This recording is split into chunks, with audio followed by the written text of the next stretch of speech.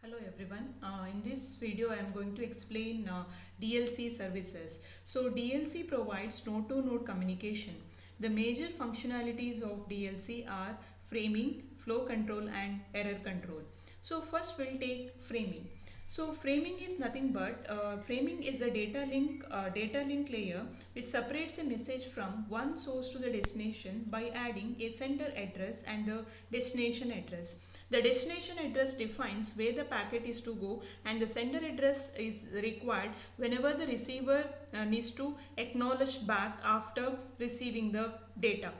So the frame is nothing but a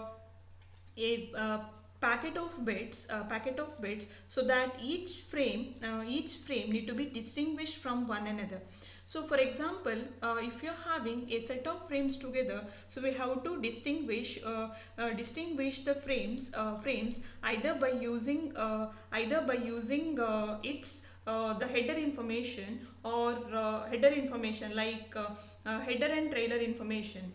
As well as in the frame we can have two categories. Either the frame may be fixed size framing or it may be variable size framing. The fixed size framing, there is no need for distinguishing boundaries of the frame. Why? Because the size itself can be considered as a delimiter.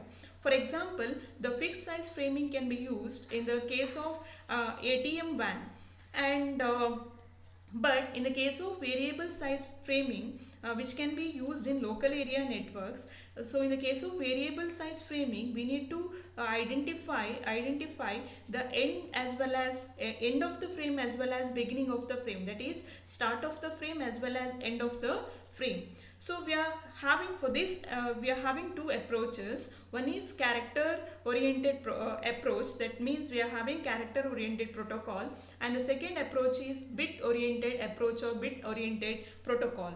So in the case of character oriented protocol or character oriented framing, so we are having the data to be carried are in terms of 8-bit characters, and these 8-bit characters will be followed by header and trailer followed by the flag. So these flag bits, so we can observe in the diagram the character oriented protocol. So it consisting of header, trailer and the flag.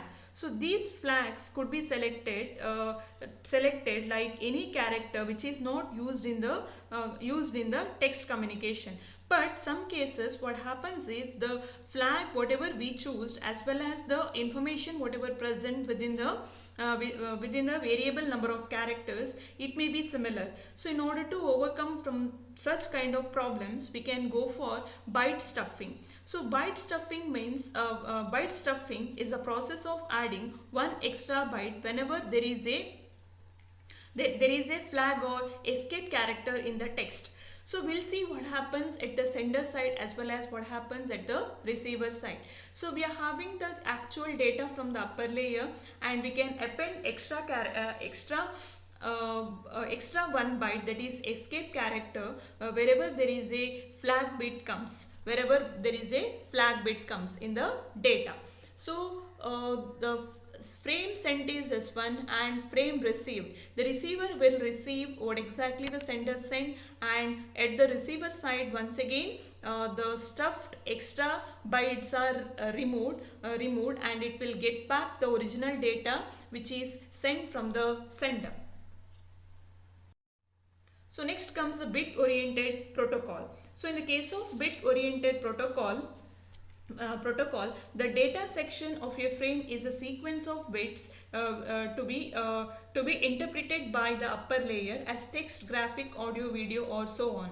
But in the case of bit oriented protocol, if you're having this as the data from the upper layer followed by header information and the trailer information followed by the flag bit.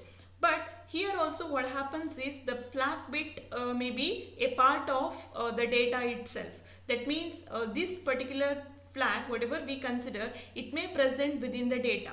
In such instant, the receiver may get confused while extracting the data. So it cannot extract the actual data. So it may think that the flag is also a part of the data. So in order to avoid that, we can go for the next approach is called as bit stuffing. So bit stuffing is a process of adding one extra zero whenever there is a consecutive ones present. So for example, here we are having the data from the upper layer. So this is the data from the upper layer. So while performing bit stuffing, so just count the number of ones, consecutive ones in the data. So after 5 consecutive ones, just append 1 0. Similarly, here we can append one extra zero, that is red marked, as well as one more zero here. So whenever there is a consecutive ones comes in the data, actual data, append one extra zero after that, and next continue with the same data. So each time we have to calculate whether there is a appearance of 5 consecutive ones. If there is a 5 consecutive ones, so we can directly append 0 at the sender side. So the same data is received at the receiver. What exactly receiver will check? Receiver will once again it will check 5 consecutive ones and delete the next appended 0, and so on.